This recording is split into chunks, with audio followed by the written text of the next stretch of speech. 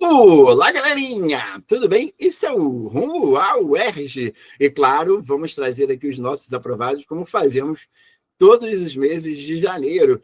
E em janeiro de 2025, eu tenho aqui comigo o privilégio de estar com o Vitor Miranda. Vitor sem ser, como ele mesmo diz, é Vitor Miranda. Nosso aluno de 20 anos, aluno do Pedro II Duque de Caxias, né? Eu fui professor durante muitos anos, né? Durante longos 12 anos do Pedro II. Não deixo passar, né? Que foi a instituição que eu mais gostei de trabalhar na minha vida e tenho esse carinho, né? E o Vitinho passou para direito, segundo lugar na opção dele em direito para o UERJ. Bom dia, Vitor! Bom dia, professor. Bom dia, galera que está nos acompanhando nesse momento, né? É uma honra, falei para o professor aqui, né? Chegar até aqui, acho que a minha ficha nem caiu, na verdade, né? E como eu falei pro professor, né, em dezembro, eu iria dar essa entrevista e não sei de onde eu estava tirando aquela, aquela certeza, né, no coração, mas esse algo já me dizia que ia dar certo no final, que o esforço, né, e que com certeza tudo aquilo que nós trabalhamos juntos, né, sobretudo no Rumo ao UERJ, iria contribuir, né, para a gente chegar no resultado final. E agora eu tô aqui, ó, agora a gente vai contar um pouco dos bastidores, né, o que aconteceu. Tem muita gente que fala assim, mas você é muito inteligente, tudo mais. Mal sabe o esforço que a gente teve, o como que a gente precisou, né, lutar e trabalhar para chegar até aqui. Então hoje é o dia de explanar os bastidores, né, professor? Isso mesmo. Não vestibular, né? É o que eu sempre falo, né, Vitor? Eu brinco com vocês que vocês são atletas de alto rendimento, né? Aquele atleta que tem que estar treinando sempre no limite, né? E pouco respirando, mais transpirando, né? Vitinho, Exatamente. me conta um pouco da sua trajetória enquanto pessoa, enquanto aluno. Me fala um pouquinho também da questão da deficiência visual, né? E como que foi isso na sua vida? Pode ficar à vontade, né? Agora é você contando aí a sua história. Volta lá no passado. Eu vou até tentar dar uma resumida, porque assim é muito, senão eu falo demais, mas vou ser bem abrangente aqui, né? Eu estava até antes de entrar para a entrevista, né, eu estava assim, formulando na minha cabeça, assim, não deixando de algo mecânico, né, mas trazendo os pontos mais importantes, né, porque foram tantas coisas assim, que eu acabei passando nessa minha trajetória, né, e eu, né, estava até conversando com o professor, e às vezes as pessoas elas pensam, né, muitas vezes as pessoas pensam que eu nasci cego, né, ou deficiente visual, quando na verdade não, perdi minha visão com 7 anos de idade. E assim, antes, né, de eu perder a visão, eu tinha uma vida totalmente diferente, né? Porque eu enxergava, eu tinha costumes de uma pessoa que enxerga, né? Algo extremamente normal. Então, assim, jogava bola, desenhava. Eu tive contato com a escola já, né? Desde pequeno. Então, assim, fiz o primeiro ano, o antigo CA, normalmente na escola, estudando, lendo, escrevendo. Então, eu tenho uma base da escrita por conta desse meu passado, né? E assim, eu tive a descoberta mesmo que eu tinha algum problema assim visual mesmo, quando eu tinha 5 anos de idade. Eu vi Hum. as coisas muito de perto, vi a televisão muito de perto, então minha mãe começou a desconfiar. Aí eu fui fazer alguns exames já no médico, e o médico já apontava que eu tinha ali um grau fundo de garrafa, né? Depois outros médicos suspeitaram que eu tinha miopia, catarata. Quando, na verdade, com 6 anos eu fui mais uma vez no médico, né? Eles descobriram que, além da catarata, eu tinha descolamento de retina, que foi o que acabou acarretando na perda da visão, né? A retina, quando você descobre, você tem que operar rápido, né? E eu descobri bem tardiamente. Naquela época era um pouco mais complicado. Hoje em dia, os exames eles estão muito melhores, né? Muito mais avançados. Então, assim, descobri muito tarde, né? E aí eu fui perdendo gradativamente a visão. As pessoas perguntam como é que foi, você sofreu e tal. E assim, não sofri, né? Até porque a criança, professor, acredito que o senhor vai concordar comigo, ela se adapta muito rápido, né, à sua realidade. E eu ali naquela situação não fui diferente, né? Então, eu até falo que a educação na minha vida, ela teve uma participação muito importante, até mesmo na questão de me fazer descobrir quando que eu perdi a visão. Porque, assim, enquanto eu estava nas férias, né, eu tinha completado 7 anos, enquanto eu estava nas férias para o meu segundo ano, né, do fundamental, para mim estava tudo bem, né? Eu estava ali, era uma criança dependente, né, normal dos pais, como uma criança que enxerga também seria. Só Sim. que ao voltar para a escola, se eu falar alguma coisa? Não, eu falei sim, concordei com você. Que a Ah, criança, tá, tá, a criança depende dos pais, né? Completamente nessa idade. Uhum. exatamente. Então, assim, quando eu voltei para o colégio, né, ali com 7 anos de idade, no segundo ano, eu tive uns episódios muito engraçados, né? A professora lá me pediu, juntamente com a turma também, para fazer uns desenhos, né, daquilo que nós fizemos nas nossas férias, né? E assim, eu não estava conseguindo desenhar, eu já não conseguia enxergar direito, mas para mim eu estava fazendo ali o que deveria ser feito, né, na minha cabeça. E eu estava empolgado, tinha comprado estojo e tal, né, estojo, lápis de colorir nas férias. Então, assim, criança se alegra com as coisas simples, né? E para mim, rapaz, eu ia arrebentar. E aí, assim, a professora viu que eu não estava desenhando direito, teve até um episódio engraçado, ela falou assim, Vitor Hugo, aí eu fui lá na mesa dela, ela fez assim, né? Ela esticou a mão com o papel para me pegar. Só que eu não vi, ela não falou nada. Eu voltei para a cadeira, eu falei, ué, professora doida, me chama e não fala nada. Aí depois ela disse, não, Vitor Hugo, vem aqui. Aí eu voltei novamente, ela estava com o papel assim, aí eu não peguei. Aí eu voltei para a cadeira. Aí ela, Vitor Hugo, você não vai pegar a folha não, Vitor Hugo? Aí eu, tá. Mas eu, criança inocente, eu não vou falar, professora, eu não estava vendo. Aí fui lá, peguei a folha. Aí um dos episódios mais engraçados foi que eu peguei a folha, fiquei desenhando, passou um colega, esbarrou na folha, a folha caiu, eu continuei desenhando na mesa. Rapaz, assim, Caramba! a minha professora, ela contou isso com pesar. Deu para ver, assim, né? Minha mãe fala que ela contou assim com uma tristeza. A professora até que é vizinha minha aqui, né, inclusive. Mas assim, depois de grande, rapaz, eu falo assim, rapaz, isso foi muito engraçado, foi um episódio muito marcante. Eu acho que não é pra gente ter pena, a gente ficar triste, né? Assim, ai, nossa, meu aluno tá perdendo a visão. Não, assim, hoje em dia eu vejo que a educação, ela teve esse papel de me contar, né? O que estava acontecendo na minha vida. Por isso que é importante, sabe? E eu até comentei com o professor, fiquei um ano parado sem estudar, né? Época de 2010, 2011 ali, porque nessa época a informação enquanto ensino, né, em geral, era muito pouca, né? Então, assim, a minha família não tinha noção de o que deveria fazer comigo exatamente. Aí, com 8 anos, eu voltei a estudar numa escola regular mesmo, sem ser uma escola adaptada. Não fui para o Benjamin direto, fui para uma escola adaptada, ou melhor, fui para uma escola regular. Aprendi braille, fiquei 2 anos aprendendo braille. O meu terceiro e meu quarto ano foi aprendendo braille. Era para mim, né, aquela época antiga, não sei se o senhor vai lembrar, professor, que nós tínhamos a sala de recurso, ou melhor, a classe especial, que ela era junta. Então, assim, as pessoas elas que tinham uma deficiência específica, elas ficavam juntas. Então, eu, que era cego, ficava com outras crianças cegas, e Hum. geralmente eram 5, 6, né? Então, o autista ficava com outras crianças autistas. E aí, quando você estivesse pronto para poder ir para uma classe regular, né, você era incluso, né, nessa classe regular. E eu, assim, cara, desde pequeno eu odiava classe especial. Gente, eu quero estar com as crianças, eu quero brincar com as crianças, eu quero a bagunça. É justamente isso, assim. Eu quero viver também assim, eu não quero ficar preso somente nesse cubículo, né? E ficar aqui somente com as pessoas da minha deficiência, né? E aí, assim, era para mim ir para o quinto ano para a classe regular. Eu me destaquei tanto, graças a Deus, eu me desenvolvi tanto que eu fui no quarto. Então, do Ah, quarto para lá eu já estava com as outras crianças, né, na sala. Fui estudando a classe regular na minha vida, a escola regular, o contato com pessoas que não tinham deficiência e foi muito importante na minha vida. Porque, assim, depois a gente pode até tocar nesse ponto, né? A questão de eu ir para o Instituto Benjamin Constant, depois de lá para frente, né, quando eu já era maior, me ajudou em outras coisas. Mas acredito que se eu tivesse entrado no Instituto Benjamin Constant antes, né, talvez isso teria me atrapalhado em algumas questões como de talvez imaginar que o mundo seria daquela forma para sempre, né? Tipo, o Benjamin teria todas as adaptações que eu precisasse e tudo mais.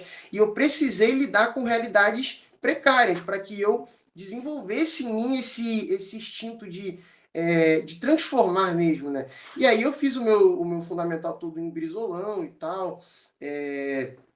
Eu estudei no Instituto Benjamin Constant já no 9º ano, né? Assim, aquela vontade de estudar até mesmo para poder ver como é que era, né? Esse mundo, essa realidade. Já tinha provado a realidade da pancadaria, de não de neglect, de ter que me adaptar, né? A comunicação e tudo mais. E aí eu fiquei 6 meses no IBC, era época de pandemia, né? Eles estavam fazendo o Instituto Benjamin Constant, eles estavam fazendo o ensino médio não, perdão, eles estavam fazendo o 9º ano, né, de forma diferente, não o ensino em geral, então eles estavam reduzindo a carga horária. Eu já tinha feito 6 meses do 9º ano no Brizolão que eu estava, já tinha uma base, fui para lá, e assim, foi muito importante para mim. Tive experiência esportiva, eu fui atleta de goalball nas Paralimpíadas Escolares, então fui para São Paulo, Legal.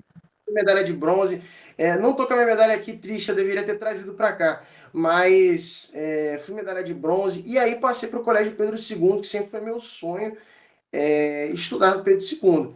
Meu maior arrependimento foi descobrir que eu poderia ter entrado no 6º ano, eu não sabia, eu já falava que eu queria entrar no 5º, então assim, olha que tristeza, mas Deus sabe todas as coisas, né? E assim, foi uma escola que me deu uma base, que me deu um suporte, né, que me preparou, né, como ainda mais como aluno, né? E tudo aquilo que eu aprendi no Pedro II se aplicou aqui, né? Nessa luta, nessa correria, né? Nessa dedicação do que verdadeiramente é ser aluno, do que é ser estudante, né? Que está muito além de você somente copiar um trabalho do quadro, está em você interagir com o aluno, né? Em outras palavras, sugar o conhecimento do professor, né? Fazer aquela tabelinha com o professor dentro da sala de aula. E o Pedro II sempre estimulou muito isso. E eu, assim, me considero uma pessoa muito mais completa. Eu peguei, né, professor, o diploma, né, do ensino médio, e eu, assim, cara, é como você pegar uma medalha, É né? verdade. O atleta, ele sente o esforço, né? Ele sente o esforço quando ele pega a medalha. Ele fala assim, rapaz, tudo aquilo que ele correu, parece até que algo sinestésico ali na hora, né? Ele sente toda a dor, né, que ele percorreu, e com o diploma do ensino médio, cara, eu senti toda a dor que eu percorri nesses anos, né? As lutas que eu travei, até mesmo com professores que talvez não tinham aquela experiência, eu tive que ter uma paciência maior, sabe? Mas assim, a honra de ter pegado o diploma do Colégio Pedro II foi maior, sabe? E assim, até já vi aquela coisa, posso plastificar, diretor? Não, não faz isso não, tu vai precisar desse diploma, né? Não, é um orgulho mesmo. É É um um, orgulho gigante, né? é um orgulho mesmo. E olha que legal, tá vendo? Eu fiquei escutando agora sua trajetória, né? E você falou uma coisa que é muito interessante mesmo, né? Até para a gente, professor, porque eu estava me lembrando aqui, justamente porque eu sou professor há 24 anos, né? A primeira vez que eu pisei numa sala de aula foi em 2001, no ano de 2001, já no século XXI, né?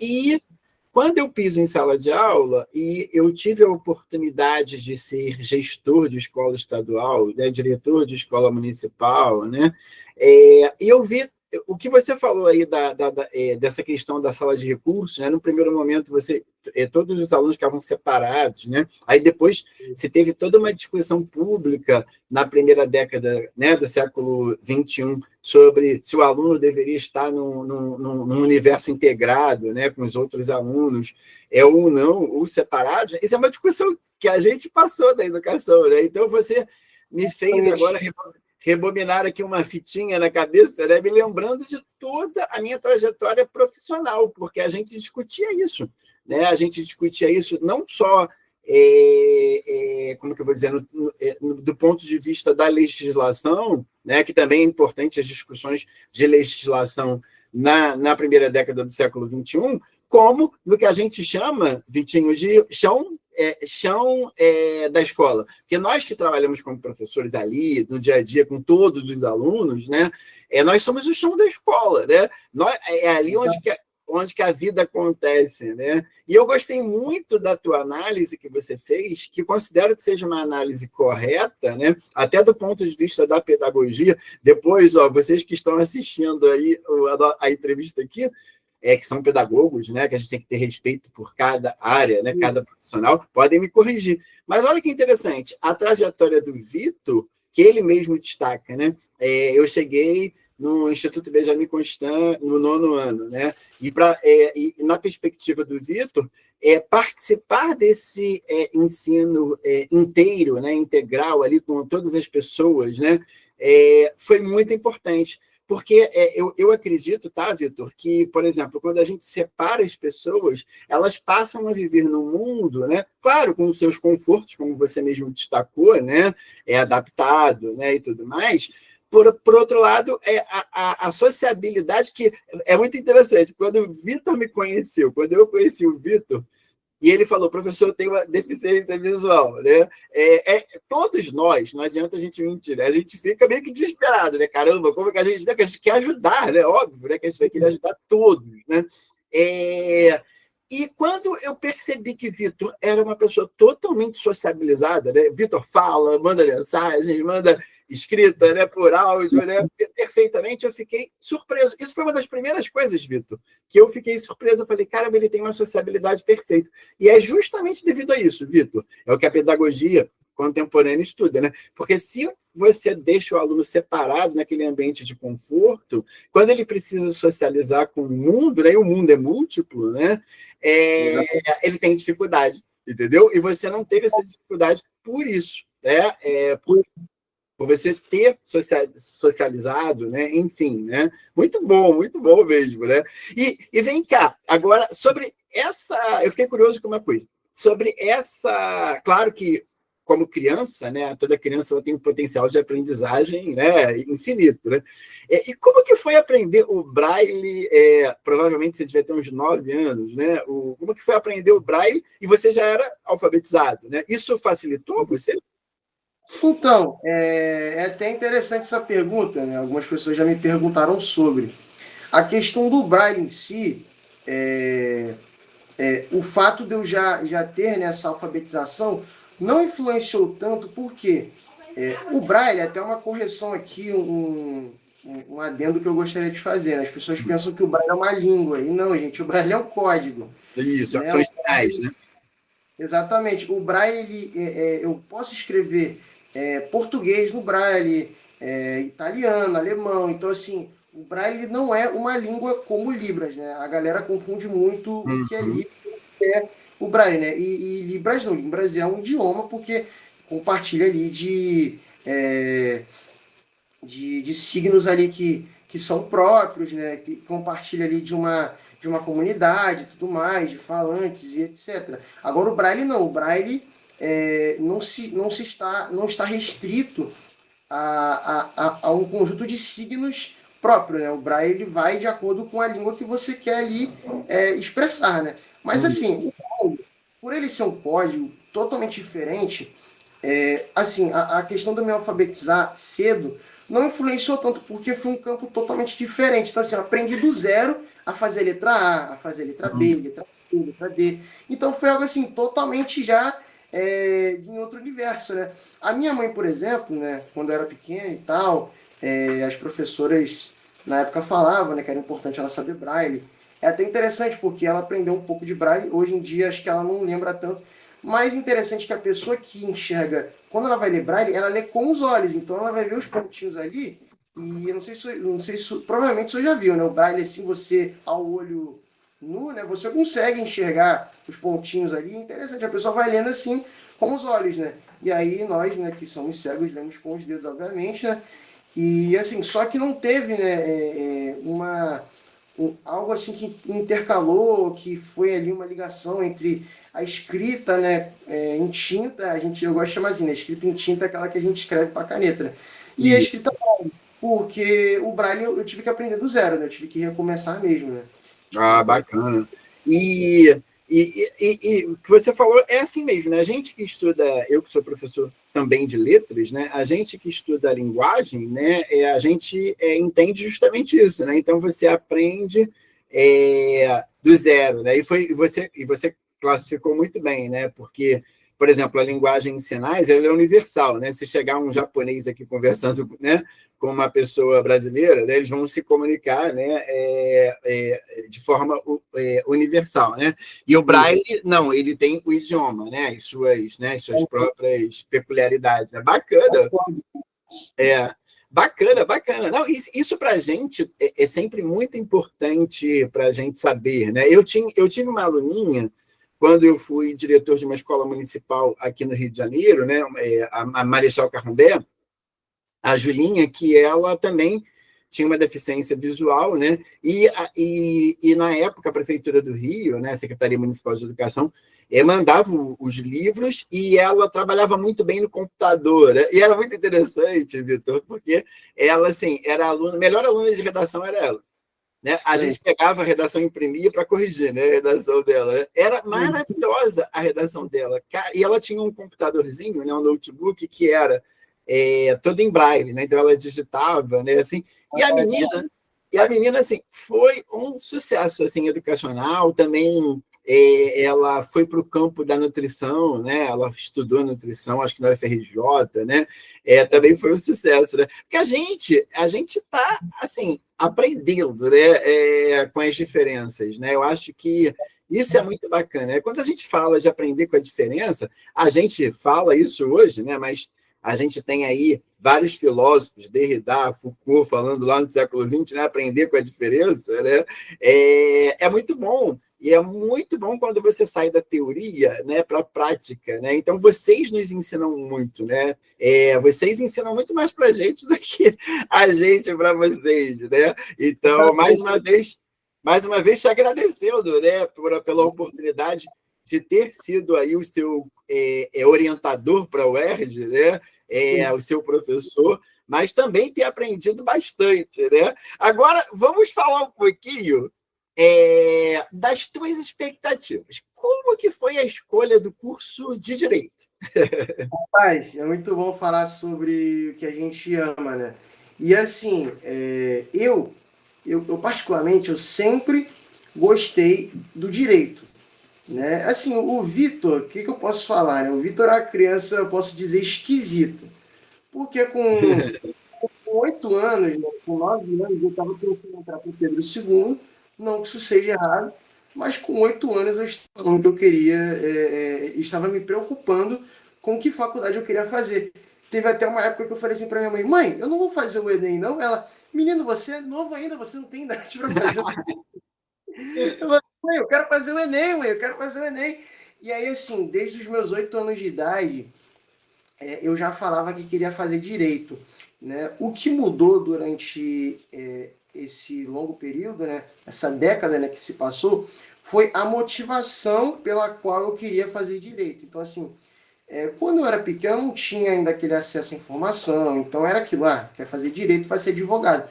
Hoje em dia até eu tenho, né, colegas e amigos que viram, né, minha aprovação e falaram assim: nossa, aí, o nosso novo advogado. Eu falei: gente, essas pessoas não sabem nem, nem sabem, eu realmente não tenho nem noção, né? Mas teve até uma amiga minha que ela falou assim: ô Vitor, quem quer fazer direito só pode ser advogado, né? Eu falava: não, assim, o direito ele é conhecido por ter um leque de concursos públicos. Ela: rapaz, eu pensava que era só para ser advogado, né? Então, assim, ainda tem uma galera.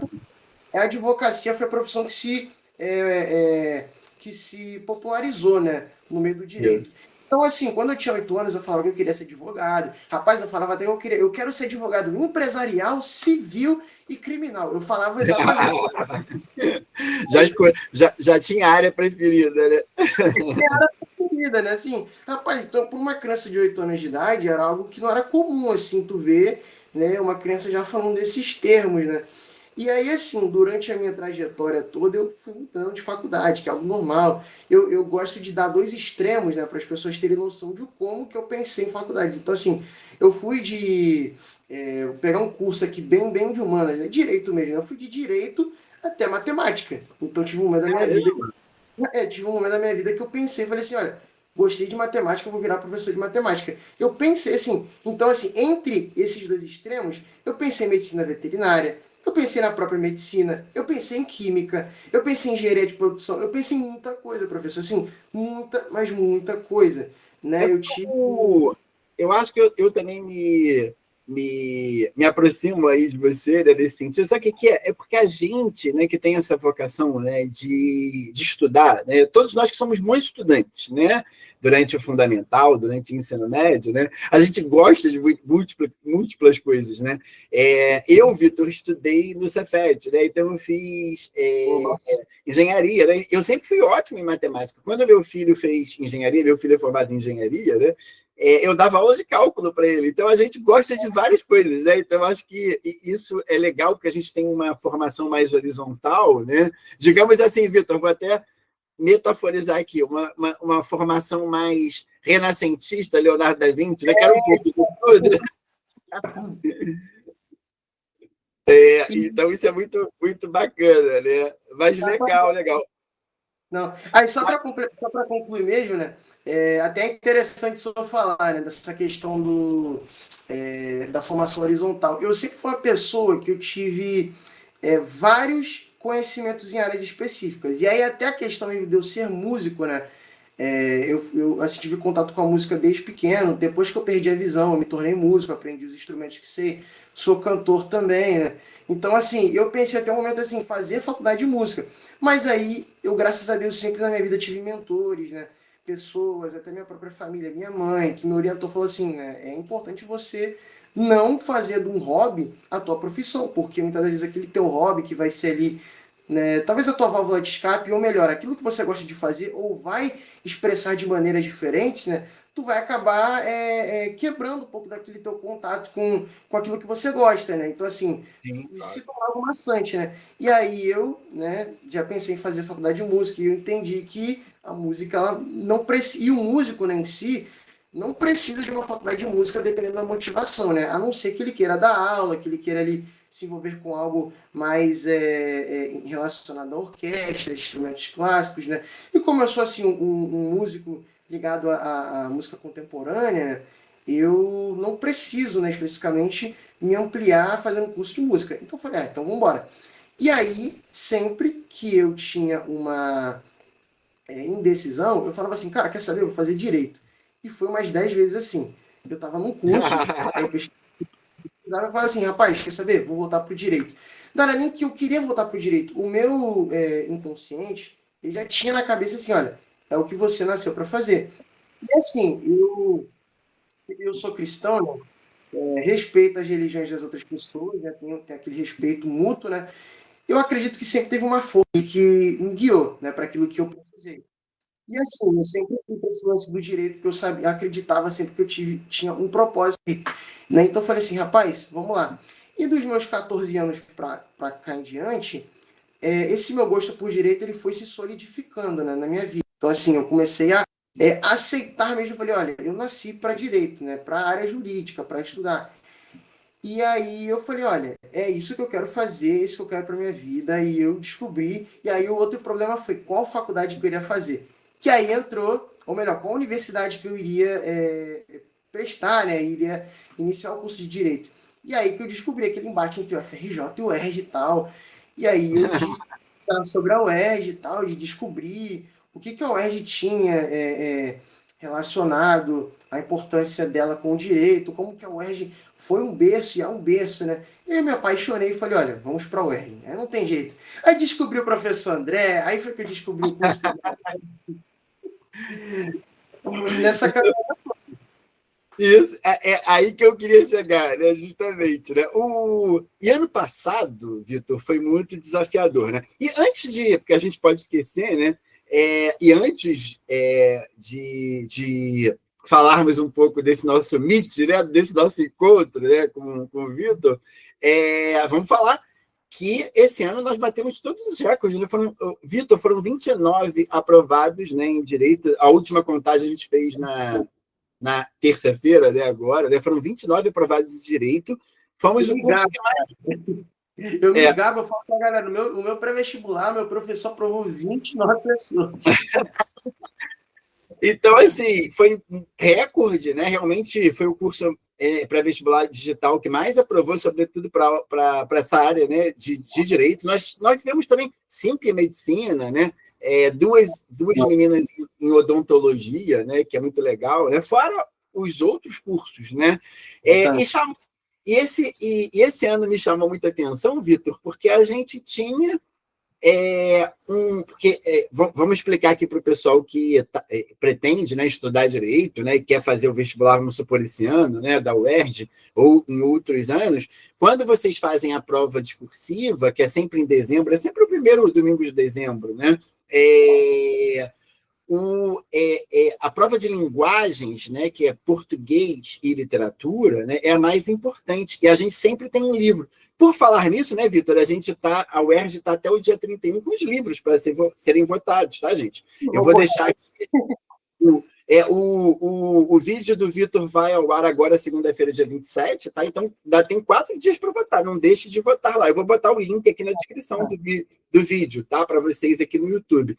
Então, não deixem de votar. E a gente, né, Vitor, tinha um livro que era muito interessante e desafiador, que era o livro Caim, do José Saramago. Né? Eu estou mostrando aqui até para o pessoal na tela, Vitor, o curso, né, do e-book do Caim, de José Saramago, e o Vitor entrou no curso, né, verificando que a gente também, gente, vou explicar aqui como professor formado em letras, o José Saramago, gente, ele é um autor desafiador, porque é um autor que muitos profissionais de letras não leem, que acham muito difícil, acham muito complexo. Aí imagina, aí estou sendo muito sincero com vocês, né? Imagina montar um curso sobre Caim de José Saramago. Eu costumo dizer, Vitor, que foi o curso mais difícil que eu dei em 2024.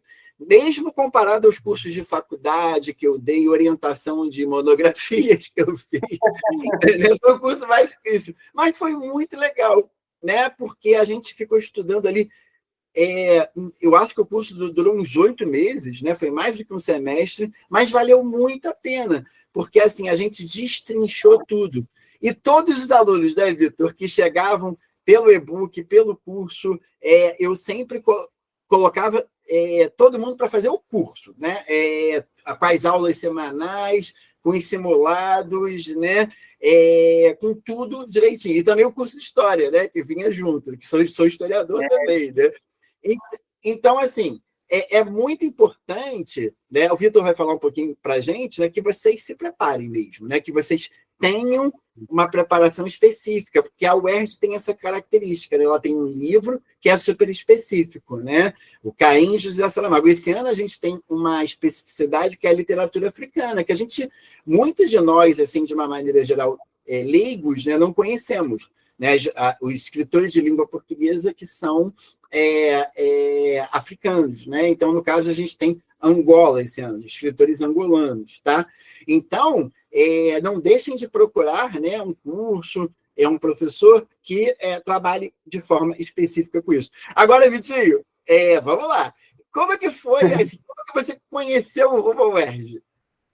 Rapaz, o senhor está me vendo aí certinho? Sim, estou te vendo, estou te vendo.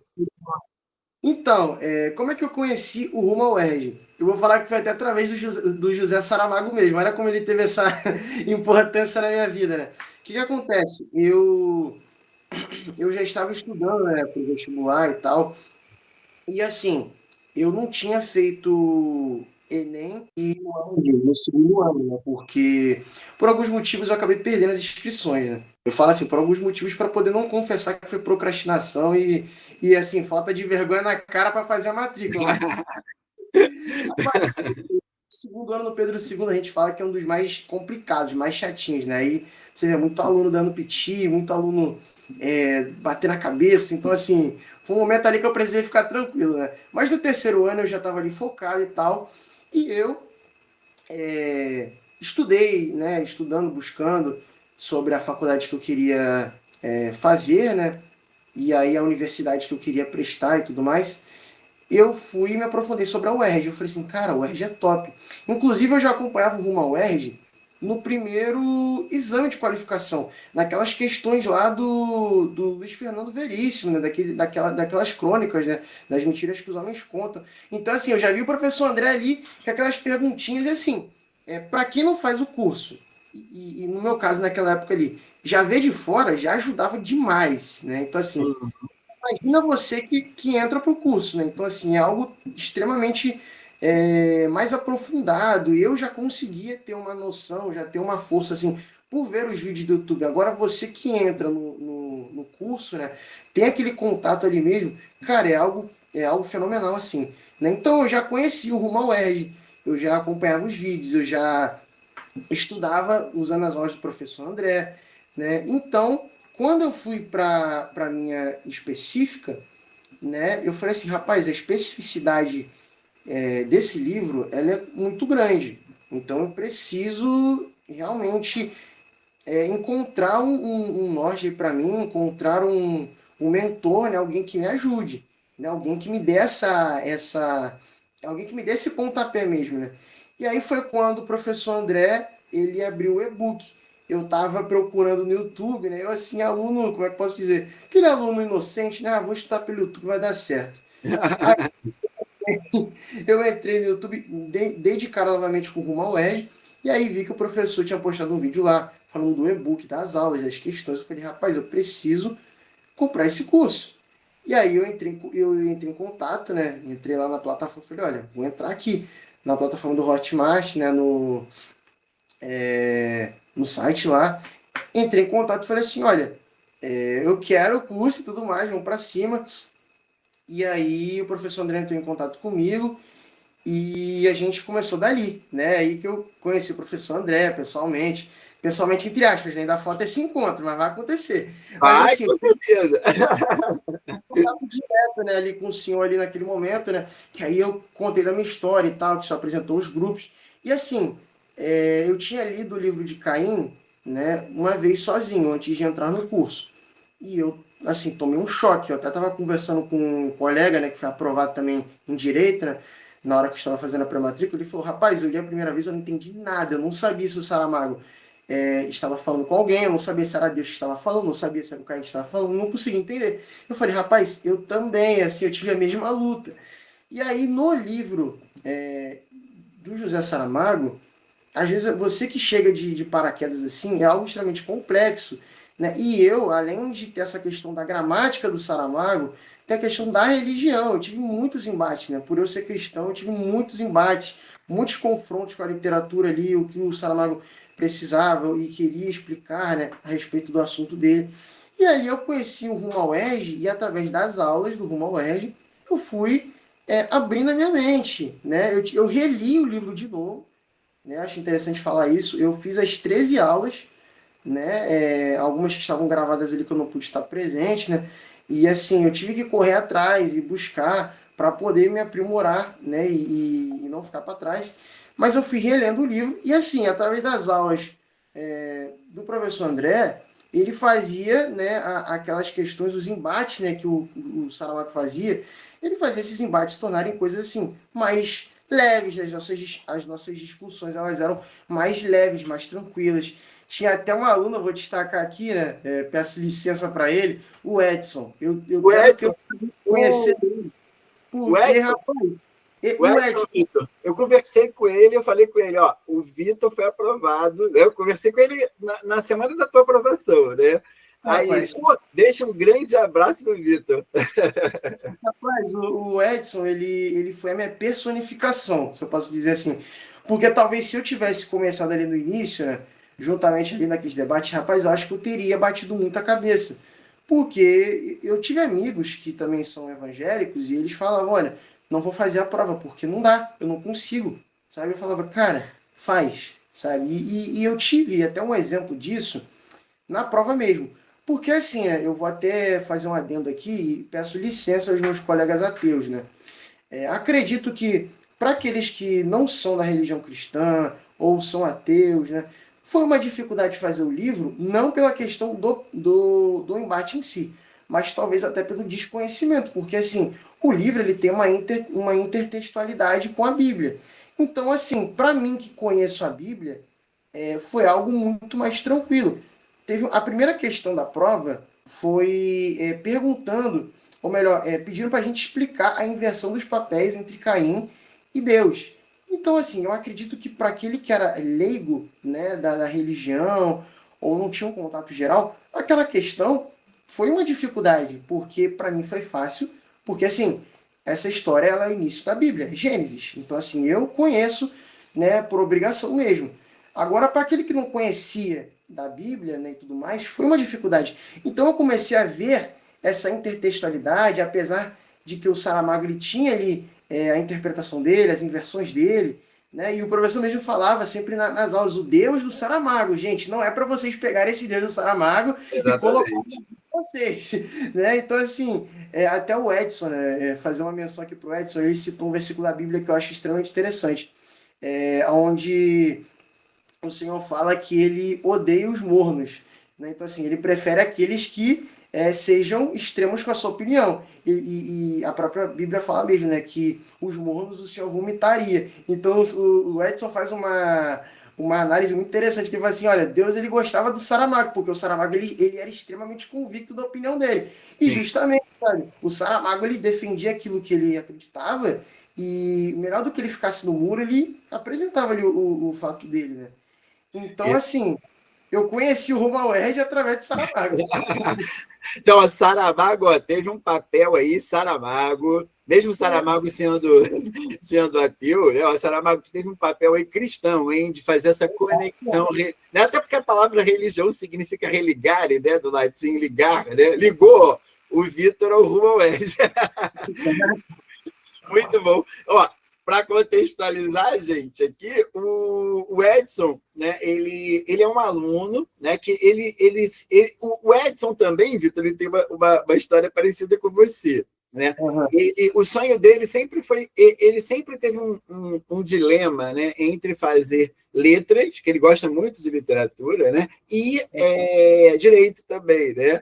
Esse foi meu dilema do ensino médio também. E o Edson, ele tem uma formação teológica, tá? Posso estar enganado, depois de confirmar com ele, depois eu corrijo aqui, né? Eu acho que, inclusive, ele é pastor também, né? Então, ele tem uma formação teológica. E outra coisa, gente, isso que o Vitor acabou de falar é muito importante. A gente tinha aluno, Vitor, que não tinha conhecimento nenhum da Bíblia, não sabia absolutamente nada, nunca tinha lido, por incrível que pareça, apesar de sermos uma sociedade cristã ocidental, né? Tinha aluno que não conhecia absolutamente nada, né? Que foi aprovado também, vai estar no mesmo curso com você, né? E o legal, que foi o primeiro insight que eu tive também, né? E também colocar uma coisa que para mim é importante aqui, que com poucas pessoas eu conversei sobre isso, né? Eu tenho uma formação católica, né, gente? Eu fiz matéria eclese, eu posso dar aula de religião. E a primeira coisa que eu pensei quando o Caim foi decidido, né, que o Caim seria o livro, né, é o seguinte, e o Vitor pode confirmar aqui, né? O que eu fazia durante aulas? Eu usava um livro da National Geographic, que se chamava Arqueologia da Bíblia. A gente estudava especificamente aqueles fatos para comprovar o que o Vitor falou aí para vocês, a verossemelhança entre o Caim, do José Saramago, e o Antigo Testamento. Porque, assim, tem partes, né, Vitor, da trajetória do Caim que é igualzinho, os personagens que são descritos é igualzinho. Até porque, assim, o Saramago, gente, apesar dele ser um escritor, né, ateu, ele escreve, né, ele tem 2 livros, né, o Caim, que é do Antigo Testamento, e o Evangelho segundo Jesus Cristo. Eu quero ler esse livro, cara. Sou doido para ler esse livro. É maravilhoso, é maravilhoso. E vou te dizer, Vitor, é uma das imagens mais bonitas de Jesus que eu já li. Estou te sendo... Né? Muito sincero. E assim, e super respeitoso, né? O Evangelho segundo Jesus Cristo, ele é super respeitoso com Jesus Cristo, né? É até interessante a gente marcar isso. Então, isso que o Vitinho colocou, né, desse desafio, né? Porque todos nós temos as nossas crenças e religiões, e mais uma vez, reforçando, né, o versículo ali que o Edson colocou na aula.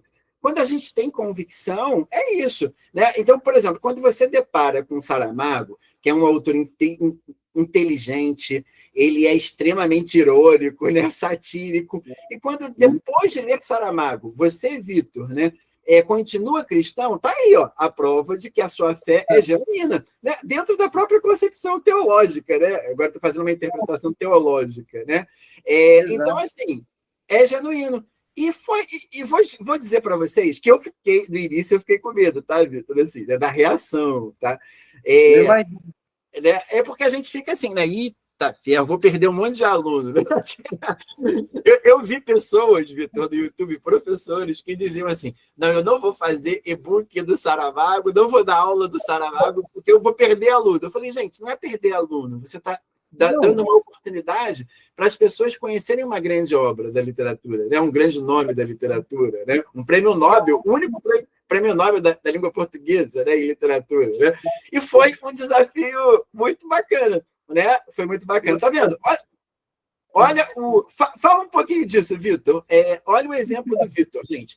Ele quer ler o Evangelho, né? Segundo Jesus Cristo. Fala um pouquinho disso. Então, exatamente. É muito interessante porque o que acontece? No meio cristão, né, nas igrejas em geral, muito se tem a discussão de que, ou melhor, a afirmação, né, de que um jovem indo para a faculdade hoje em dia e estudando, ele pode voltar totalmente, né, na visão de muitos cristãos, né? Vou tentar aqui ilustrar, né, como seria o pensamento assim de forma mais clara, mais didática, né?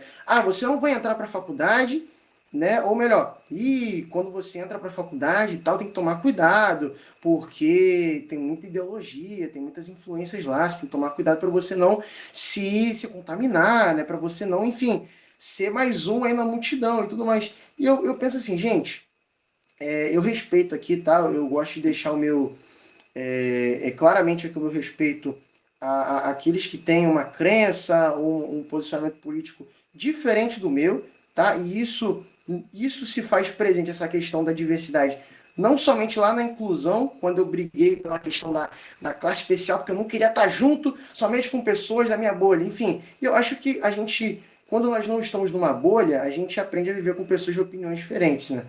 Então, assim, eu aprendi que se eu acredito, se eu estou convicto naquilo em que eu fui ensinado, e se eu verdadeiramente me sinto bem naquilo, eu vou permanecer naquilo, sabe? Então, assim, se eu nasci...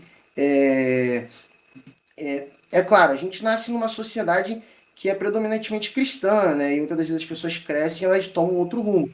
Mas, enfim, eu, Vitor, atualmente, enquanto cristão, eu tenho um posicionamento, eu tenho uma opinião, sabe? Se eu estou convicto daquilo que eu defendo, eu não tenho por que abraçar outras causas, sabe? Eu não tenho por que ser influenciado por outras causas. Então, assim, o problema não está na faculdade, o problema não está na universidade, não está no espaço, está na pessoa que se deixa levar por aquilo que, né, as outras pessoas estão defendendo. Então, assim, se você tem convicção da tua identidade, do que você defende, a opinião das outras pessoas, ela não vai influenciar sobre a tua vida.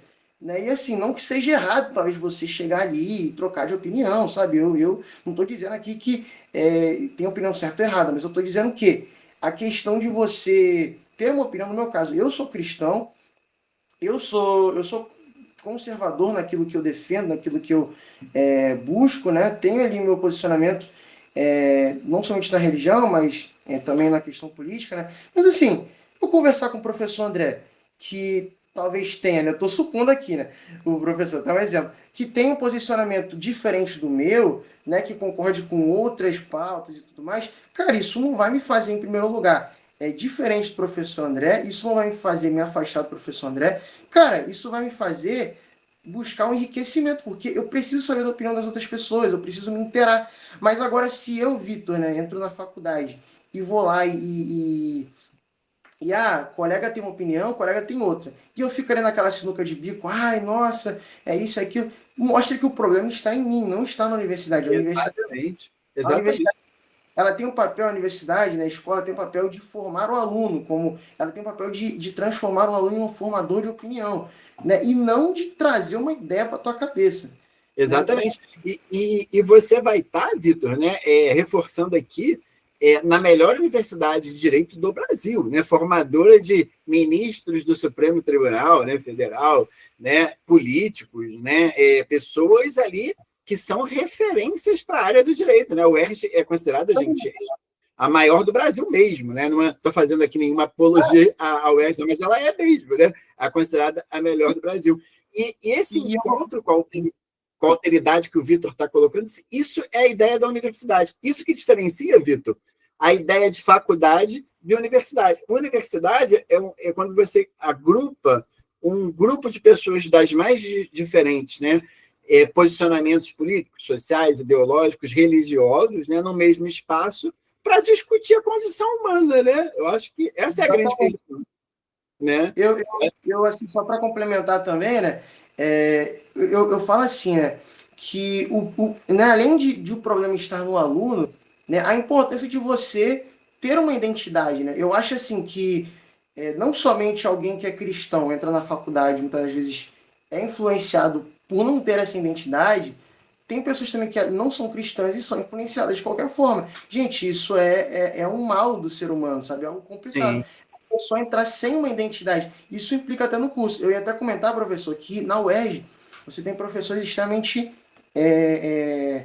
sobretudo no direito, professores que são referências no meio jurídico, né? Posso citar o Luiz Roberto Barroso, que além de ser um presidente da STF, né? Ele é um cara extremamente, assim, top no direito constitucional. E eu posso dizer, talvez eu, Vitor, não tenha a mesma opinião que ele, se a gente falar de âmbito. Mas eu vou falar, o senhor acha que eu mesmo estou preocupado com o que ele defende, que eu defendo? Eu quero absorver o que ele sabe. O cara tem 40 anos de moral, professor. Sabe? Eu acho também, Vitor, eu considero também que a religião cristã, que eu sou cristão por formação, né? Eu sou católico, né? Então, assim, acho que se tem algo bonito no cristianismo, é essa questão de você, além de você aprender com o outro, essa referência e reverência que a gente faz aos mais velhos, né? Um cara como Barroso, né? Que tem uma experiência, cara, assim, eu fiz direito na UERJ, né? Que é profunda. E só de você estar com um cara desse, entendeu? Assim, você já se sente putz, né? Lá em cima, né? Mano, é um negócio assim de outro nível, né? Por isso que é importante, sabe? E o senhor, né? O senhor, juntamente com o curso do Rumo ao Ed, me ajudaram a ter essa visão. Como o professor mesmo disse, não deixe de ser cristão, estou aqui, tenho meus posicionamentos, continuo tendo a minha visão, né? E a única coisa que eu tive de melhora foi ampliar a minha visão para entender, olha, o mundo ele não é só feito para aquilo que eu acho, mas ele Sim, tem. E isso é importante até no direito. E assim, vou terminar o curso de direito, vou continuar sendo conservador nas questões que eu acredito que claro. eu defendo. Mas assim, eu tenho uma visão ampla daquilo que, olha, eu tenho que respeitar, cara. O espaço ele tá aí para isso, né? E como que vocês, né, do Rumo ao Ed, como que o senhor, né, professor André, me ajudou nisso, sabe? Uhum. E olha que interessante, né? Eu estava conversando aqui com o Vitor na pré-entrevista, né? Eu lembrei disso, né? Tem um documentário, gente, chamado Janela da Alma, que é um documentário de 2001, em que aparece lá, né, o documentário ele fala assim: 19 pessoas com diferentes graus de deficiência visual, da miopia discreta à cegueira total, falam como se veem, como veem os outros e como percebem o mundo. O escritor José Saramago, o músico Hermeto Pascoal, o cineasta Wim Wenders, entre outros, fazem revelações pessoais inesperadas sobre vários aspectos relativos à visão. E, né, Vitor, um dos livros que virou filme, inclusive, né, do Walter Salles, né, mais clássicos do José Saramago, é o Ensaio sobre a Cegueira, que já foi livro de redação da UERJ. Tá? O Ensaio sobre a Cegueira, gente, para quem não conhece um pouquinho da biografia do Saramago, num determinado momento da vida dele, quando ele se aproxima dos 60 anos, ele perde praticamente 90% da visão. E ele passa a trabalhar com um assessor. E o livro Caim, do José Saramago, que nós lemos, que foi o último livro que ele escreveu vivo, né, o José Saramago, ele é todo... ele vai ditando para o rapaz que transcreve o que o Saramago dizia, ele foi todo ditado. Né? O Saramago já estava, né, com essa deficiência visual. E olha que bonito, né? E a gente não fez isso, né, Vitor? Pode falar a verdade, a gente não fez isso para emocionar vocês, nem por querer, não, que eu lembrei agora de manhã mesmo. E eu estava. Opa, pode falar, Vitor, pode falar. Não, eu ia só complementar, né? Eu acho que, não para fugir muito, Mas até voltando um pouquinho lá na questão lá do porquê que eu quis fazer direito, né? Eu descobri, eu já sabia, né, desse fato, mas eu fui descobrir mais nitidamente nos últimos dias agora. O símbolo da justiça. Aí eu vou até por parte para a gente já, enfim, o impacto, né? Tem aquela questão da deusa grega, né, que está segurando ali a balança, a espada e está vendada. E aí, assim, eu não tinha ainda aquele conhecimento sobre o significado.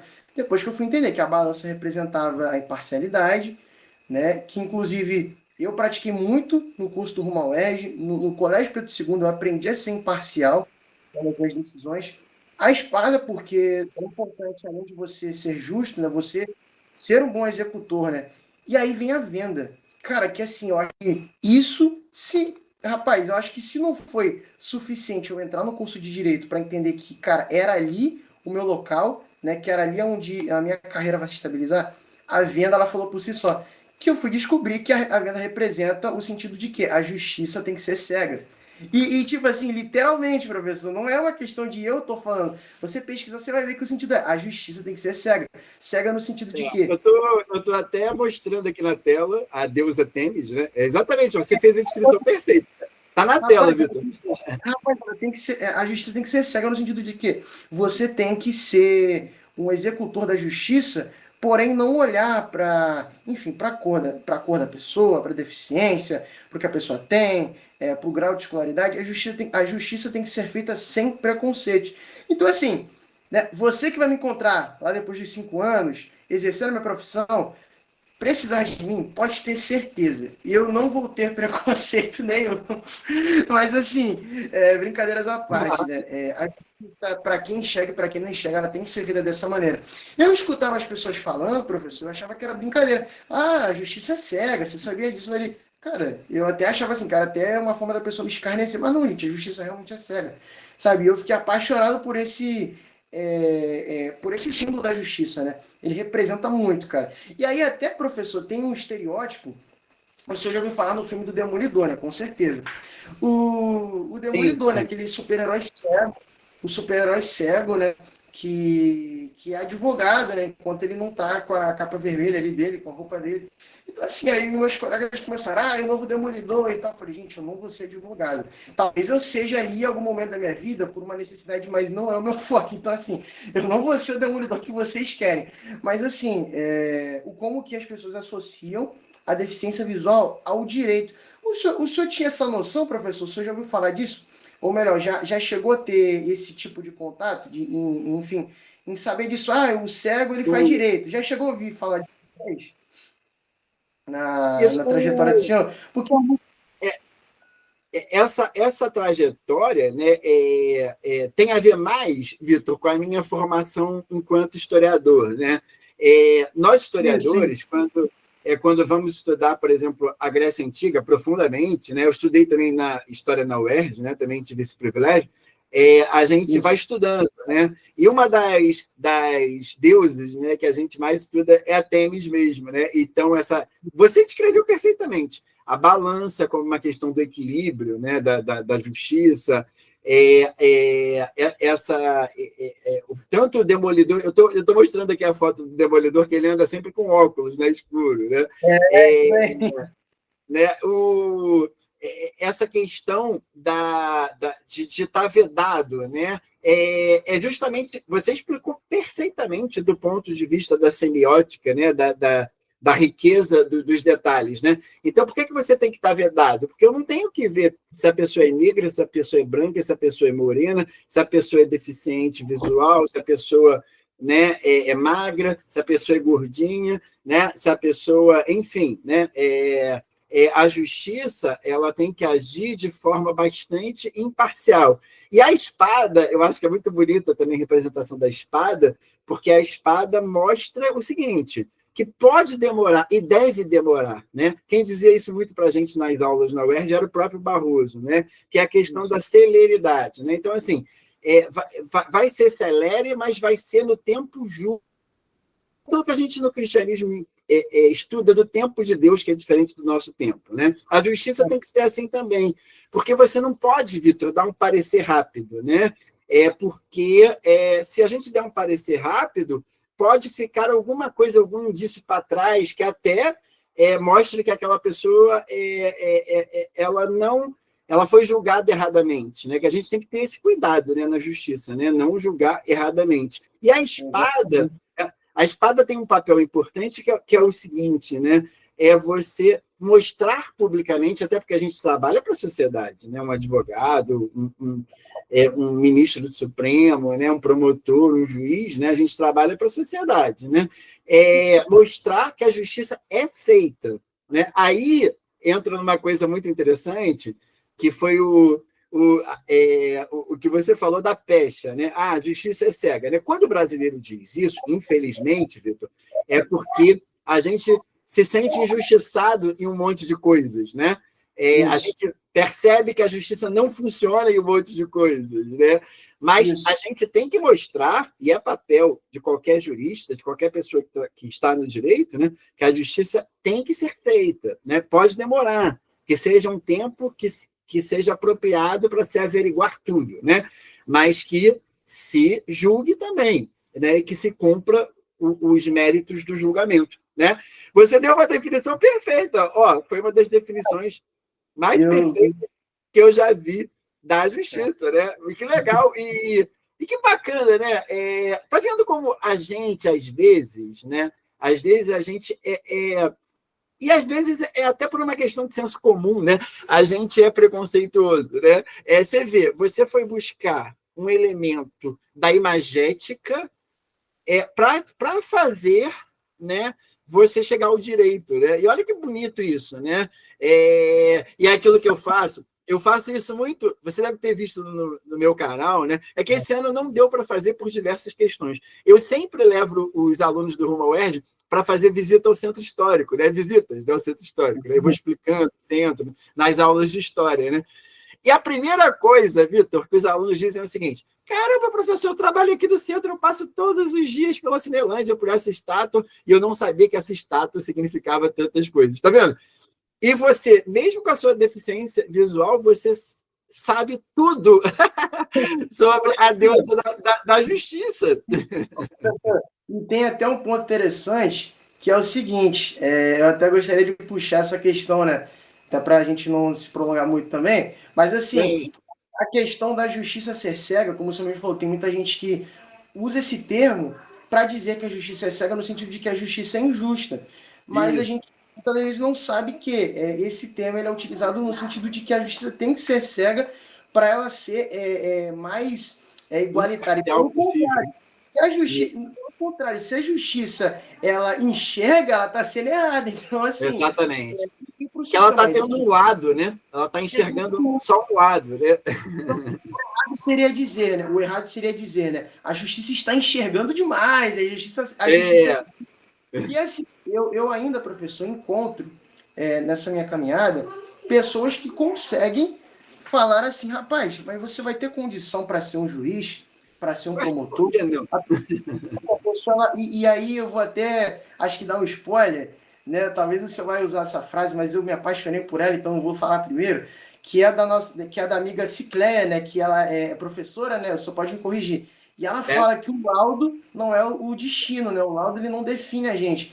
E assim, o laudo ele não pode, a deficiência ela não pode definir. Tem um jornalista, o Marcos Lima. O senhor conhece ele, o Marcos Lima? Já ouviu falar? Conheço sim. Cara, o Marcos Lima, eu tive a honra de conhecer ele. Ele é jornalista, fala 4 idiomas, ele é palestrante, se formou na UFRJ. E ele fala: a deficiência, ela não nos define, ela é um fator que nos compõe como pessoa. E eu não posso deixar a minha deficiência verdadeiramente me definir, sabe?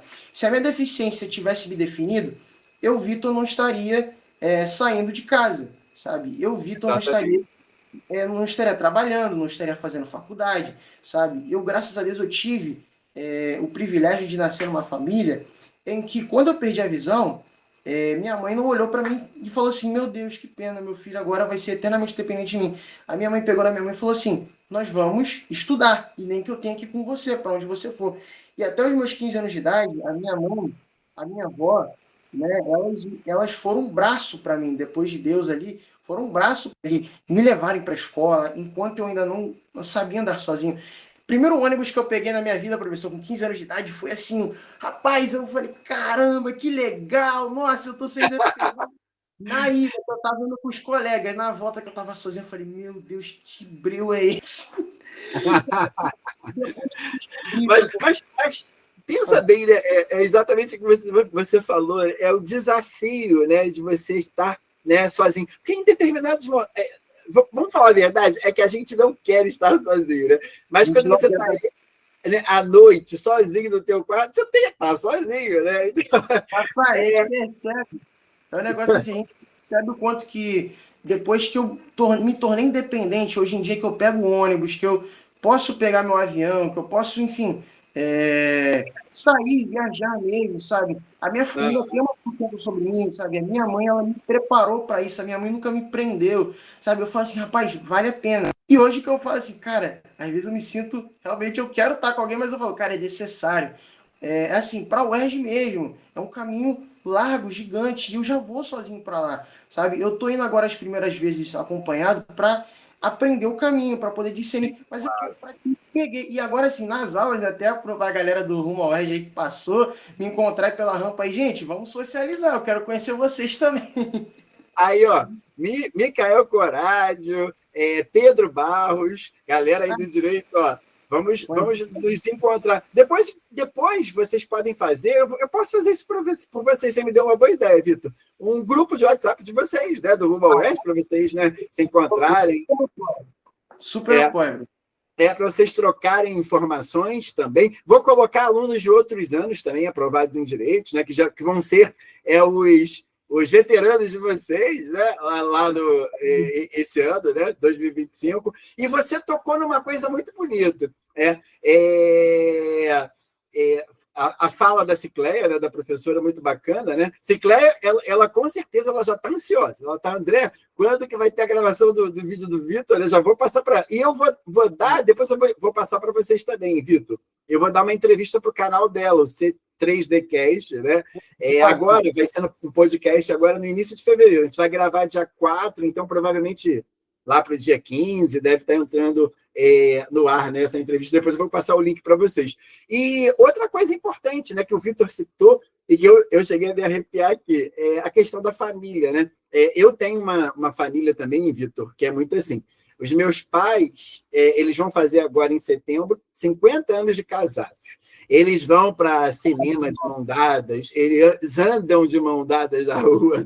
Meu pai e minha mãe, assim, foram tudo que você pode imaginar de base que eu tenho, né, de trajetória, né, de importância, né, e você ter uma família contigo, né, sobre qualquer circunstância, né, isso sem sombra de dúvidas fundamental, né? Eu acho que eu sempre digo isso, né? Eu tive a oportunidade de ser paraninfo, né, na Universidade de História, quando eu fiz o curso de História, quando eu fiz letras, né, eu fui paraninfo da turma, e eu sempre agradecia, né, claro, né, como cristão a Deus, mas também a minha família, né, porque se eu sou o André que eu sou hoje, é graças aos meus pais, né, minha família de uma maneira geral, né, que é pequenininha, mas é muito linda. Que é pequenininha, que nós somos uma família pequena mesmo, né, mas nós somos muito lindos.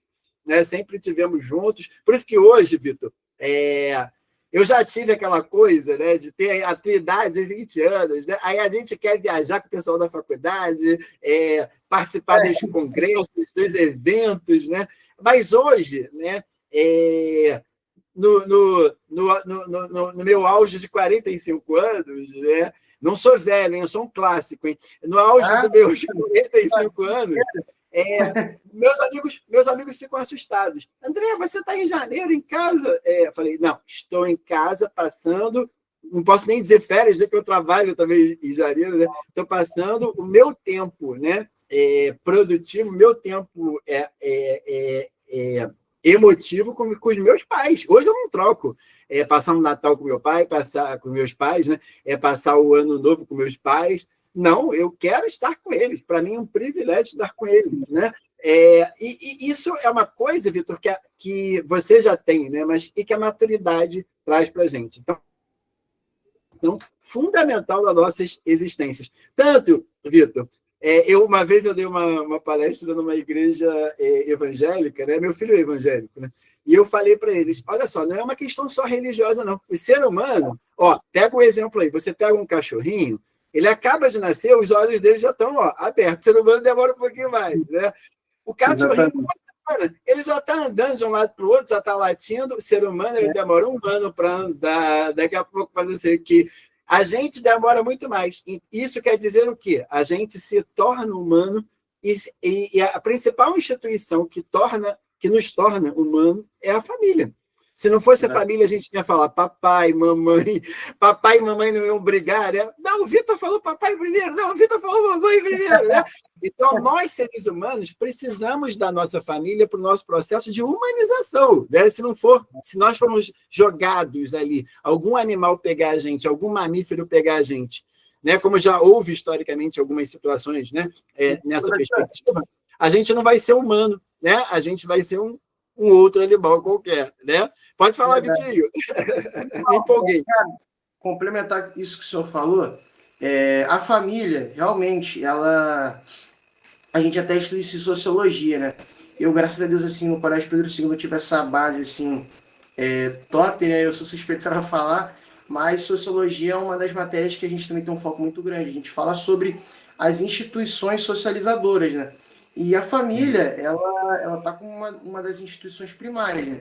E assim, como que é importante a família em si, ela tabelar, né, com o teu crescimento, com o teu... Assim, por isso que é importante, eu falo muito, até para a galera, acredito que, assim, professor, o teu público, né, o senhor pode me corrigir, talvez, com certeza o senhor pode me corrigir, ele esteja mais voltado para os jovens, né, porque a galera ali acabando ali o ensino médio, quer ir para o vestibular. Tem adultos também aqui, tem pessoas de mais idade, mas assim, acredito que a grande maioria seja jovens como eu, né, que estão agora querendo estudar.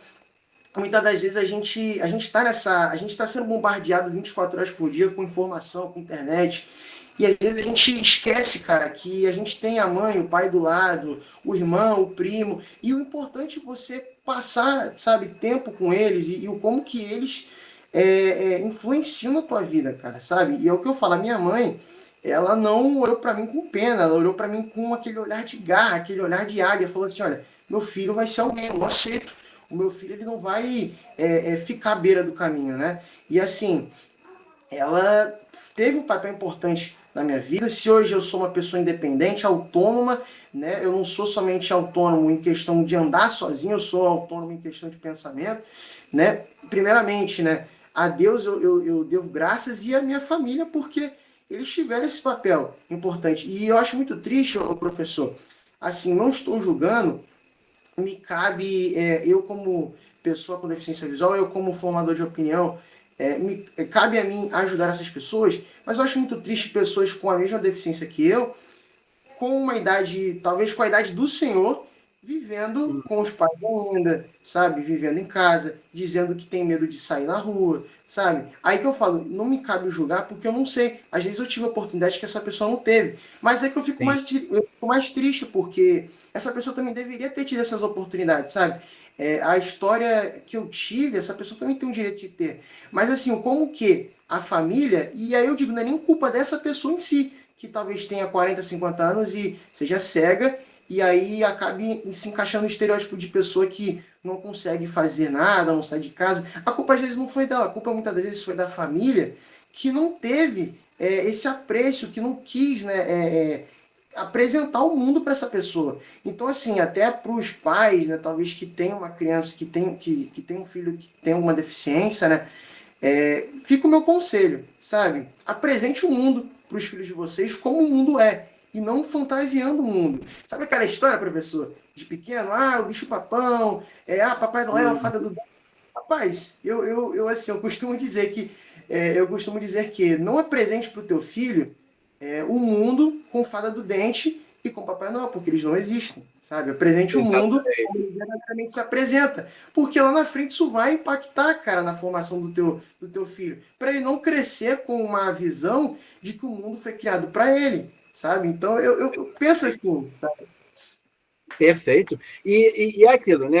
A fada do dente, Papai Noel, ela funciona ali até uma certa idade. Depois não, né? Então, depois você vai ter que ir criando essas casquinhas, né? Que a sua mãe teve essa inteligência. Vitor, qual é o nome da sua mãe? É a Dona Flávia. Dona Flávia viu o vídeo Dona também. Dona Flávia, meus parabéns. A Dona Sandra, que é minha avó, também vai ficar com ciúme, minha avó também, pô. Dona Sandra, vovó, ó, eu fui também, ó, eu posso dizer, não tenho vergonha nenhuma. Eu fui e sou, né? Que eu tenho um avô ainda vivo, né? Eu fui e sou criado por avós também.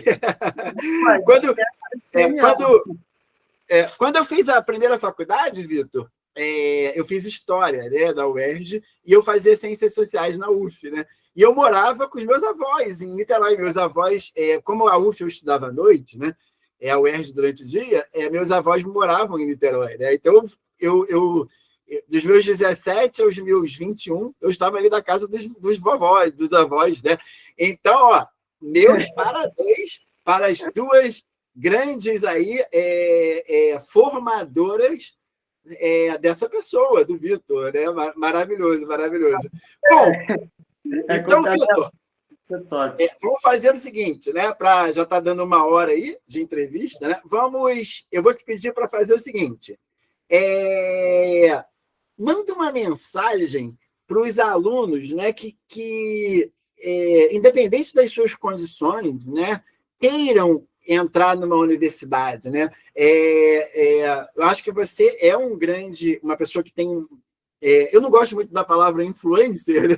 Eu acho que hoje ela é mal usada, né? Mas você tem essa influência, né?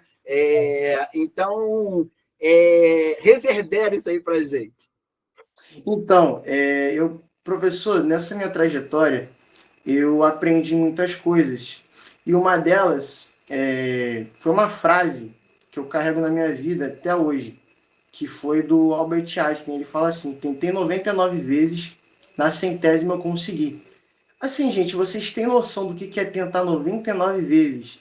Mas assim, rapaz, ele passou, antes dele tentar 99 vezes, ele passou pela 31ª, 32ª, 40ª, enfim, 60ª, 60ª. Cara, ele passou por... Eu fico pensando assim, quando ele tava ali na vez de número 73, será que nunca chegou na cabeça dele assim, cara, eu sou maluco, deu errado, vou tentar de novo? Mas ele tentou 99 vezes até chegar à 100ª e dar certo, sabe? E o que eu gosto de trazer com isso?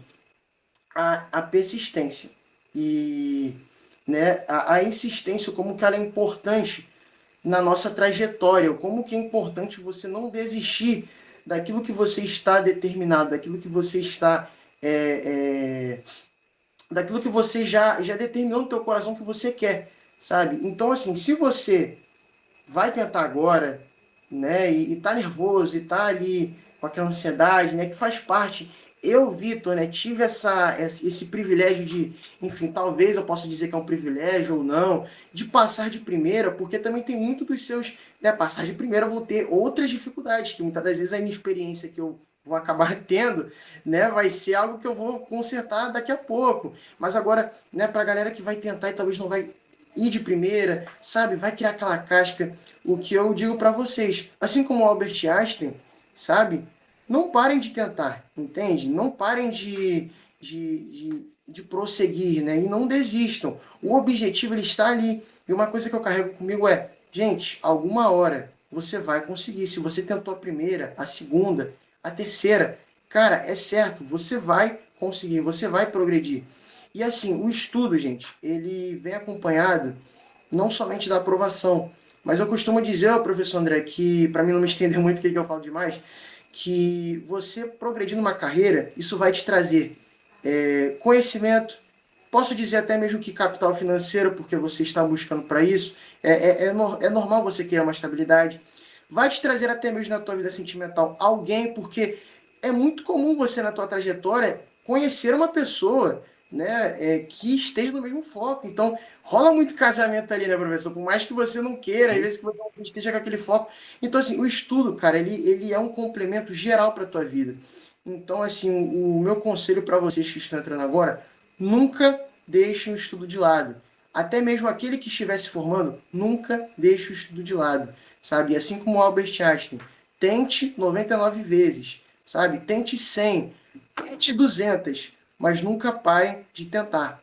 O certo é, você vai conseguir. Você vai chegar no objetivo que você quer. Nunca deixe as pessoas à tua volta falarem que você não pode, você não consegue, sabe? Não quero aqui falar de mim, não tô aqui me vitimizando, mas acredito que para as pessoas que não têm alguma deficiência, seja mais complicado no meu caso. Às vezes eu tive que dar o dobro de força, muitas das vezes. Mas eu cheguei até lá, sabe? E para os meus colegas de deficiências diferentes, sei que vocês também têm a dificuldade de vocês, e assim como eu cheguei, eu tenho certeza que vocês também irão chegar. E nós fazemos o nosso espaço. E agora, falando para todos em geral, gente, deem o dobro, deem o máximo, sabe? Se for preciso sacrificar dias jogando, sabe? Vendo televisão, mexendo nas redes sociais, se for preciso sacrificar, sacrifique.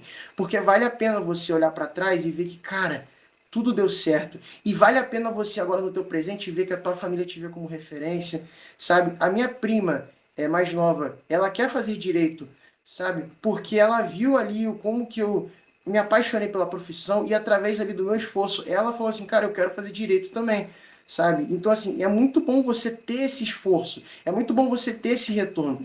Então, assim, para finalizar, sabe? Tentem o máximo que for. Só não se esforcem, é até um paradoxo, nunca se esforcem em desistir, porém se esforcem em tentar. Esse é o progresso que vocês têm que ter e pode ter certeza que, sobretudo com rumo ao UERJ, se vocês tiverem o esforço e a dedicação, sobretudo terem o rumo ao UERJ na vida de vocês, vocês vão alcançar coisas grandes, né, acima de todas as coisas, cara. Então, assim, eu sou muito grato, né, primeiramente a Deus, a minha família e ao Rumo ao UERJ por tudo que o professor André me entregou e por tudo que ele ainda há de me entregar e de entregar para vocês, sabe? Então vamos prosseguir, que esse é o nosso foco. Professor, eu falo demais. Nada, que isso. Fala demais, não. Fala o suficiente. A gente sempre fala o suficiente, né? Ó, e essa mensagem do Vitor é importantíssima, gente. Eu vou entrevistar, né, os meninos também, que é exatamente o que o Vitor falou, né? Se você precisar ali fazer 99 vezes para acertar na centésima, né? Façam, gente. Por que eu estou dizendo isso? Sobretudo, Vitor, quando eu penso nos alunos de medicina, né? Às vezes tem aluno de medicina, gente, que ele precisa fazer 10 vestibulares para passar, são 10 anos, né? É um curso muito concorrido, né? O sarrafo, né, às vezes é lá em cima, né? E quando eu entrevisto os alunos de medicina, né, esse ano eu vou tentar entrevistar o Gustavo e a Ayla, né? Que são dois alunos muito especiais, né, que eu tive esse ano. Isso, né? É o que o Vitor falou, deixar uma rede social, né? Gente, não é nada.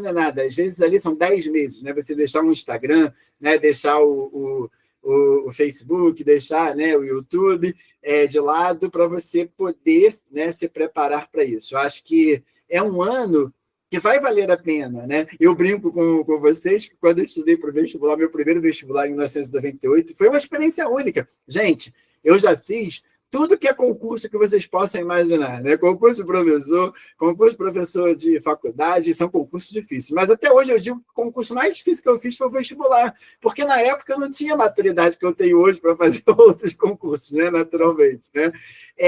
Então, eu me lembro quando eu cheguei na faculdade da UERJ, né, gente? Parecia que eu era um ET, né? Porque o povo me chamando para choupado e eu não sabia o que era nenhum evento durante um ano, né? Então parecia que eu cheguei em outro planeta. Mas vale a pena, vale a pena. A universidade é um momento único na vida de vocês, né? Eu tenho certeza, Vitor, que a universidade vai ser aquele momento único. Como o Benjamin Constant foi importante para você, como o Brizolão foi importante para você, como o Pedro II foi importante para você, a UERJ ela vai ter uma dimensão afetiva também, né? Muito importante para você. E você vai chegar lá e vai conhecer. Eu tenho alunos que eles ficam assim para mim, poxa, professor, eu queria continuar estudando com o senhor. Não, calma aí, você vai encontrar outros professores, Andrés, né, lá na UERJ, né, porque a vida tem que seguir, né? E claro, Vamos te ajudar. E a nossa amizade vai continuar, tenha certeza, Vitor. Professor, você tem aqui esse código, né, aqui do direito, que às vezes tem que estudar um código que é antigo, né, um livro que é antigo, né, que não seja novo. Eu tenho, te empresto, mando para você. Hoje a gente tem todas essas facilidades. A gente tem o Uber Flash, né, que entrega alguma coisa. Eu faço muito isso com os alunos, né? Mando o livro, né? Pode estar aqui. Ter certeza, Vitor, que você, eu, rumo ao UERJ, vamos estar com vocês sempre. Né? O que precisar, pode me mandar uma mensagem. Eu sempre estou na UERJ, né? Muitas das vezes eu faço parte de alguns grupos de estudo na UERJ, então a gente vai se encontrar também, né, pessoalmente, dentro da UERJ. Vocês sabem que eu tenho um carinho muito especial pela UERJ, apesar de eu não trabalhar na UERJ, eu trabalho na Federal, né?